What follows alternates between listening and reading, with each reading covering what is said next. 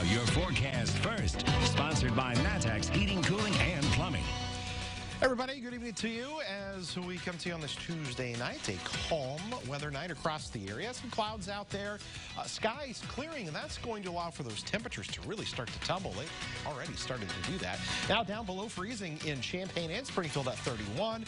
33 still in Effingham. Out the door, though, we are forecasting temperatures to be down into the low 20s to begin tomorrow morning. It's kind of a chilly day, and as a matter of fact, tomorrow could be one of the first days in nearly 3 weeks where we don't even reach the average high temperature. We'll talk more about that and a ton of rain.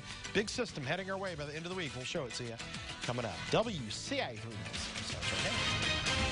News. Now from WCIA 3 News. Tensions continue to escalate in the Middle East after Iran attacks military bases housing American troops. Plus, not all careers require a degree, how some are getting paid to learn. You swap baseball cards, you don't swap. Parents are heated over a plan from the Champaign School District, why they're calling it unfair. You're watching your local news leader. This is WCIA 3 News at 10. Iran made good on its threat to attack the U.S. targets in Iraq as more than a dozen ballistic missiles were launched at 2 military bases that housed American troops. Good evening. I'm Paul Cicchini. And I'm Jessica Coons. This attack was in retaliation for the death of Iranian General Qasem Soleimani. The missiles came from inside Iran. The vice president called top congressional leaders to inform them of what happened. They had just been briefed in person about the intelligence behind last week's killing of Iran's top general. President Trump warned this afternoon Iran would be hit hard if they struck American targets. He tweeted he will make an announcement to the country tomorrow morning. New at 10, the father of an 8-year-old girl who was killed last year has been arrested in Normal. Richard Roundtree was charged with endangering the life or health of a child. His girlfriend, Cynthia Baker, was convicted last year for the murder of Rika Roundtree. She kicked her in the stomach hard enough it eventually killed her. The girl's autopsy showed signs of months-long abuse. A man in Danville accused of sexually abusing a teenager will serve 2 years probation. David Woodrow pleaded guilty to sexual abuse today. The state's attorney says Woodrow got to know his victim through a theater company. He was accused in 2011. Woodrow's required to register as a sex offender for life and undergo counseling. One of Speaker Madigan's most trusted confidants worked to protect a state employee who may have covered up a rape years ago. That's from a shocking report tonight by WBEZ. ComEd lobbyist and former House Democrat Mike McLean wrote an email to former Governor Pat Quinn's chief of staff in 2012, asking him to protect a state employee from getting fired because, quote, he has kept his mouth shut on Jones' ghost workers, the rape in Champaign, and other items. He is loyal to the administration. House Republican leader Jim Durkin is calling for a criminal investigation. A new study finds workforce training programs like apprenticeships can often pay as much or more than jobs for people with 4-year college degrees. The study says apprenticeships are a viable alternative to the traditional college classroom. WCIA 3's Capitol Bureau Chief Mark Maxwell talked with one of the authors of that study tonight. He's live in our Capitol newsroom. So, Mark, the state is pushing to promote apprenticeships in the workplace.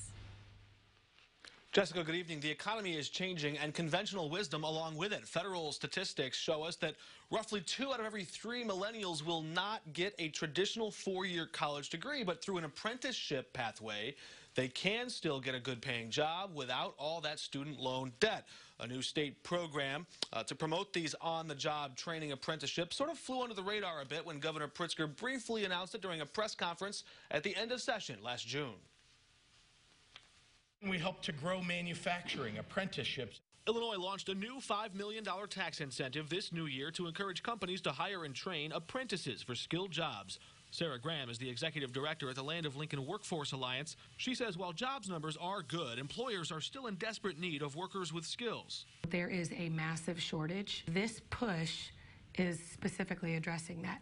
A new study from the Illinois Economic Policy Institute shows an apprenticeship as a viable alternative to college. We need to remove the stigma of choosing a trade school over a college because apprenticeship programs offer a viable pathway into a middle-class trade that is in high demand.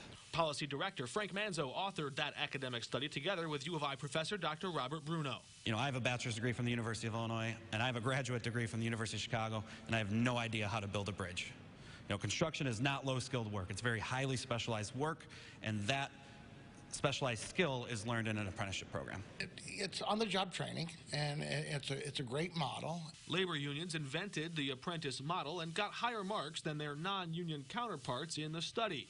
The report found you may have to work harder and for longer hours, but Illinois AFL-CIO President Tim Dre says if you're willing to trade in the cap and gown for a hard hat and work boots, the payoff is worth it. It's a great way for people to earn and make money and have a good middle-class living with no debt. Starting this month, there's a payoff for employers, too.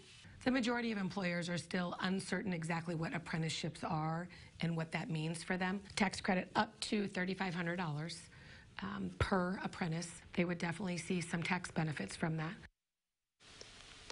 That new tax credit, that tax incentive, is now available as of January 1st, not just for blue-collar construction jobs, but for white-collar jobs, too, in healthcare, IT sectors, and others. If you're an employer looking to learn more about that, you can contact a local workforce development center or the Illinois Department of Commerce and Economic Opportunity. Jessica? All right, Mark Maxwell live in Springfield for us tonight. Mark, thank you. Speaking of jobs, Caterpillar announced layoffs today for East Peoria, but they're only temporary. A spokeswoman says they are, quote, taking a variety of actions at our global facilities to align production with customer demand. No word when this is going to happen or how many people will be cut. We have answers after some people in Rantoul said they've been dealing with an unpleasant smell. It's been coming from the wastewater facility for the past few weeks. The mayor says there's been an increase in production at Rantoul Foods, so more waste is going in the sewer system. There have also been some mechanical breakdowns in the treatment process at Rantoul Foods. That's contributed to the problem. The village is working on solutions.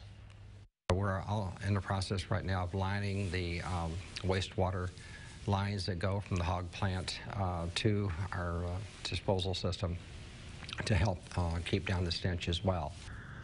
The mayor says they hope to have the issue fully addressed before the summer. Marijuana dispensaries are running out of some products, but medical customers shouldn't have to worry. State law requires they have a month's supply on hand for medical patients. As for recreational users, several dispensaries in Chicago had to close their doors for their recreational sales. Dispensaries in central Illinois have said they're making adjustments to ensure they have enough for everyone. We have an update from 6 o'clock. The Urbana School District discussed tonight how marijuana could impact staff and students. The school district's attorney says employers still have workplace protections and can adopt and maintain a drug-free workplace. The school district says they sent out an email to staff reminding them the district is drug-free. It's illegal to be impaired at work, of course. The attorney also says marijuana can't be on a school bus unless it's permitted for qualifying patients. A controversial proposal from the Champaign School District has a lot of parents frustrated. They're considering swapping students between Garden Hills and International Prep Academy to make room for a bigger Spanish-English dual language program. But some say that decision would be unfair to a lot of students. Tonight, the superintendent held a listening session for parents to speak on their concerns. WCIA 3's Jennifer Jensen is in our newsroom. Jennifer, it was packed at Garden Hills. Jessica, it was. Hundreds of people showed up to that meeting. The majority of them were worried about how this potential switch could negatively impact the students. And that's why the superintendent held this meeting, to hear them out and take their opinions into consideration before the board makes a final decision. Parents' voices were raised. Who thought this plan up? But they need to go back and think again. Their strong opinions heard by the Champaign School District Tuesday night. If you are going to make a decision that will expand K through 8 for IPA and not for Garden Hills, not for Dr. Howard, not for all the other schools in Unit 4, you are making a huge mistake. There are many who oppose the school district's proposal. The district wants to create more space for a K-8 Spanish dual language program for the International Prep Academy. Right now, it's only K-5. The idea is to swap students at IPA with Garden Hills Academy. You swap baseball parts, you don't swap me. Many parents of Garden Hills students who spoke at this meeting say that isn't fair. You're going to take kids who don't have a whole lot out here in Garden Hill, take them out of this beautiful school where they feel like they're somebody. Don't take these kids out of their familiar surrounding in their homes. You're creating problems for them when you do that. Teachers Teachers also addressed the superintendent tonight with their concerns about the academic performance and enrollment gaps. Our kids need that deeper commitment. So we can move schools, that's fine, except for that's not going to address the problem. What's going to address the problem is making sure that our kids get an equitable opportunity for an education. The school board says the swap would fill the more than 200 open seats that Garden Hills has. One parent suggested a different solution. Why can't that program come here too? Keep IPA, keep Garden Hills here, bring that program here. Superintendent Zola closed out the meeting by addressing the unknown future of the decision the school board still has to make. We still haven't figured out what it is we need to do to support the students that are cared for, and whether they're attending here or whether they're attending somewhere else. So we know that's still our work to do. The superintendent will continue to talk about this proposal at the next school board meeting on Monday. She'll give a presentation and make her recommendations on the next steps moving forward. In the newsroom, I'm Jennifer Jensen, WCIA 3, your local news leader. All right, Jennifer, thank you. There will be another meeting like this one at IPA. That's going to be at 6 o'clock this Thursday. One exhibit wants you to get a different look at the world around you, how it's doing it from way above ground. Plus, a golf course closing isn't just a problem for people who enjoy the sport, why it's also forcing some couples to scramble.